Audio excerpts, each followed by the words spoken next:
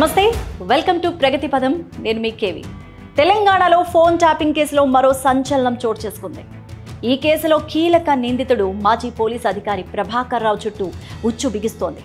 రేపో మాపో ఆయన ఇండియాకు రావాల్సిన పరిస్థితి కూడా ఏర్పడింది. తాజాగా ఆయన పాస్పోర్టును రద్దు చేస్తూ కీలక నిర్ణయం తీసుకుంది పాస్పోర్ట్ అథారిటీ ఆఫ్ ఇండియా. ఇక Telangana phone tapping case climax దశకు చేరుకుంది. ఈ కేసులో కీలక నిందితుడు విచారణకు హాజరయ్యారు. తాజాగా శుభ పరిణామం చోటు చేసుకుంది.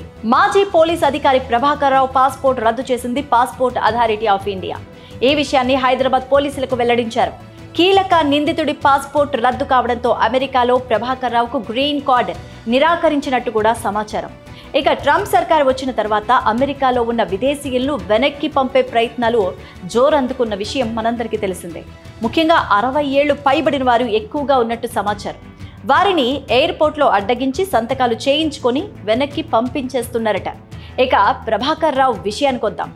అమెరికా కాన్సులేట్, విదేశీ వ్యవహారాల శాఖ సహకారంతో ఆయన్ని ఇండియాకు రప్పించేందుకు ప్రయత్నాలు తీవ్రతరం చేశారు హైదరాబాద్ పోలీసులు. పాస్పోర్ట్ రద్దు కావడంతో ఇప్పుడున్న పరిస్థితుల్లో అయితే ఆయన ఇండియాకు రావాల్సిన పరిస్థితి ఏర్పడింది. మరి ఈ కేసులో ఇప్పటికే రెడ్ కార్నర్ నోటీసులు కూడా జారీ చేశారు.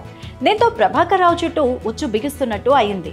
మరోవైపు కీలక నిందితుడిగా ప్రభాకర్ రావు ముందస్తు బెయిల్ పిటిషన్పై పోలీసులు కౌంటర్ దాఖలు కూడా చేశారు. మరి ఇందులో ఆయన కీలకమని ప్రస్తావించారు. ఎస్ఐబిలో ఎస్ఓటీని నెలకొల్పింది ఆయనేనని న్యాయస్థానానికి కూడా వివరించారు. ఫోన్ ట్యాపింగ్ ప్రధాన లక్ష్యంగా ఎస్ఓటీ విధులు నిర్వహించిందని, రాజకీయ నేతలు, అధికారులు, వ్యాపారులు బెదిరించి డబ్బులు వసూలు చేసినట్టు కూడా పేర్కొన్నారు. ఇక ఐపీఎస్ అధికారిగా పదవీ విరమణ చేసిన ప్రభాకర్ రావు చట్టపరంగా దర్యాప్తుకు సహకరించలేదని తెలిపారు.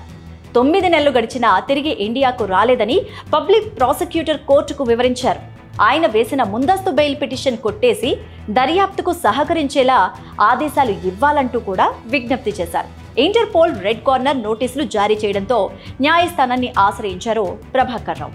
మరి తదుపరి విచారణను ఈ నెల 15కి వాయిదా వేసింది న్యాయస్థానం. మరి ఈ కేసులో 6వ నిందితుడు శ్రవణ్ రావు మూడోసారి సిట్ విచారించింది. మంగళవారం దాదాపుగా 11 గంటల పాటు సిట్ అధికారులు వివిధ కోణాల్లో ఈయన్ని ప్రశ్నించారు. ఎస్ఐబి మాజీ డీఎస్పీ ప్రణీత్ రావు వాంగ్మూలం ఆధారంగా ఈ ప్రశ్నలు సంధించినట్టు కూడా తెలుస్తోంది.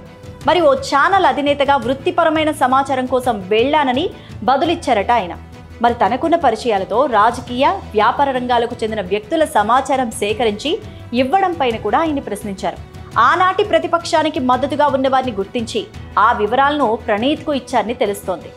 ఓవరాల్గా చూసుకుంటే ఏప్రిల్ చివరి నాటికి ఈ కేసు ఓ కొలిక్కి వస్తుందని ఓ అంచనా వేస్తున్నారు. మరి దీనిపై మీ అభిప్రాయాన్ని కూడా కామెంట్ సెక్షన్లో కామెంట్ చేయండి. స్టోరీని లైక్ చేయండి, షేర్ చేయండి. మరిన్ని ఇంట్రెస్టింగ్ అప్డేట్స్ కోసం మా ఛానల్ని సబ్స్క్రైబ్ చేయండి.